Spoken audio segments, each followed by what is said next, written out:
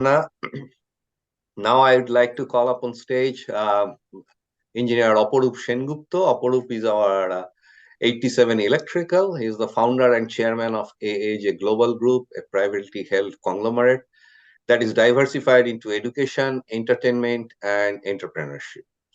He has held several leadership positions as chairman, CEO, board member of several multinational corporations, including listed companies is Bombay Stock Exchange as well as New York Stock Exchange. Presently, he is working on an ambitious project of enabling educators and building an ecosystem of educating children from the hinterlands of India to make them global citizens. A distinguished alumnus from Indian Institute of Engineering, Science and Technology, Aparup is a BE in Electrical Engineering, as I mentioned, and completed several postgraduate programs from IIMs and XLRI. Aparup received dozens of awards and accolades, including CEO of the Year in India and Global Indian of the Year in Asia. Aparup, please. Thank you so much, and hello everybody. I'll just straight away jump into the program. I've been asked to talk about entrepreneurship, and I think this is an amazing platform. Especially, I would like to address the youngsters who are watching this on the streaming video.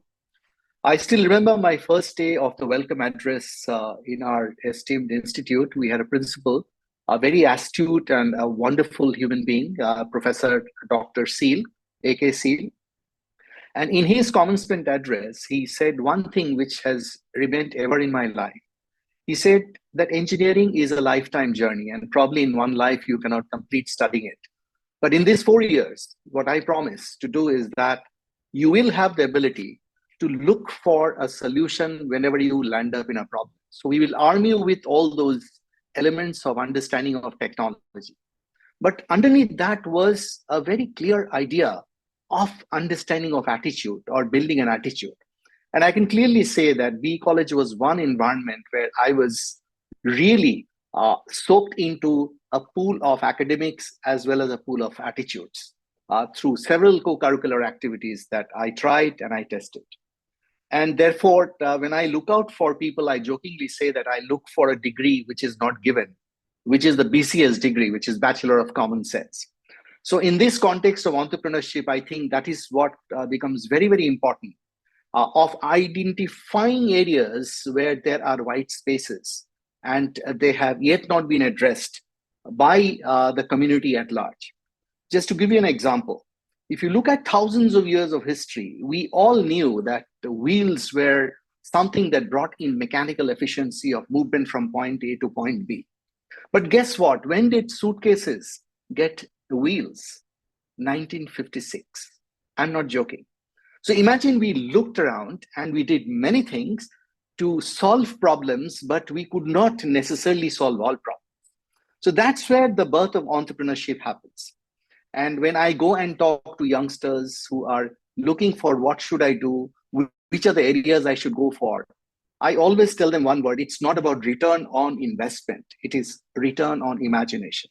So find out the white spaces that you see around you and find out that whether you can solve this problem by using all your engineering knowledge and common sense, and see whether you can perform that activity.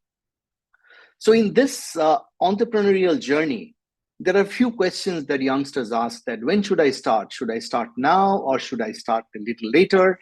And I always tell them that there is no set rule for a specific time in which you should start. If the calling is too high, you can jump into it. There's an advantage of jumping early, is that you try it out, you talk to mentors, you do many things, you fail, and you fail fast. And then the bottom of the pit is go looking for a job. And today's world, a lot of employers are looking for people who have tried, tested, and failed. We have groomed in a culture, unfortunately, where we always were pushed hard to be toppers or within the top rank or within the top quartile or qualify for a JEE in our lifetime. But now there is a set culture, especially within the ecosystem, which celebrates failure. And that's where I have found that freedom to fail is something which is a very, very critical component that we should all, not only as parents, not only as colleagues or friends, we should allow people to fail. So if you look at the buzzing startup ecosystem and entrepreneurship ecosystem that is happening from several places, even small institute, fundamentally basically drives this culture. And therefore, I believe that there is a need for us to create an incubation lab in IIEST to allow students to try out their ideas and see if they can make a difference and give some shape to some of those ideas and see whether they can work with it. Now, what are the 3 or 4 characteristics that is required to become an entrepreneur? And I can summarize it with the 3 T's. The first T is timing. It is very important to understand timing when you start any venture or any enterprise. I'll give you a live example. The first e-commerce that started in India was not by Flipkart. It was started by Rediff.com way back in 1999. They solved all the problem of having a fantastic user experience, of having the ability to go and pick an item and place an order through a credit card, but they could not solve the problem of logistics of merchants and delivery. So therefore, when you think of an entrepreneur, you have to think end to end. So that's one part. And secondly, internet was not penetrated enough and not too many people were ready to buy online. So if you look at 5, 6, 7, 10 years later, Flipkart is born and they started and they became a very large success story. So timing is very, very important. It's a classic example where we were responsible. When I started 24/7 India's first BPO, we were supporting Rediff.com in their entire backend process. And we clearly found that the orders were failing, logistics was not happening, etc. The second thing is team. Build a team, including yourself, and commit to that goal completely. In venture capital parlance, there is a very interesting word or a phrase. They say we like an A team, even if the plan is a B plan, but we do not like an A plan with a B team. So, and what is the difference between this A team and B team? Comes the third point, which is tenacity. Because in a startup, many people get into a startup with all the glory and all the beautiful success stories that they see around them, that I also want to be like him. I also want to be like so-and-so, like a Bansal or like this man or that man. So that is really not a calling. The calling is that I want to do this, I want to make it work, and I want to make it happen. And that tenacity of belief and the love for going behind it, that is what makes the difference. And clearly I found people actually have gone ahead and done things without capital. And many a time the question comes that for entrepreneurship, you need investments, you need funds. And most of the success stories that you see in the world did not necessarily have access to funds. They only had access to imagination, they had access to ambition, and they went forward. A case in point I'll give you with one of the recent startup forum where I was a jury. There's a young engineer who basically came out of his engineering college. And then he said, I want to do something. And he's from the village. And he saw crops, he saw farmers, he saw the farmers committing suicide. He saw the crops died because there were no pesticides, or the pesticides were not given on time and they lost all the crops. And he said, I'm going to solve this problem. So he came up with his WhatsApp application, which was given free to farmers. And that farmer takes a picture of some of the areas where the plant is having some issues, and it gets uploaded at the back end. And AI engine goes and it figures out that this is to do with this disease and the solution for this is this pesticide. And then he's dreaming of putting a drone, which will go and find out and spray that in the agrarian area, in the land area. Now, this is basically connecting the dots, which is the white space that does not exist today.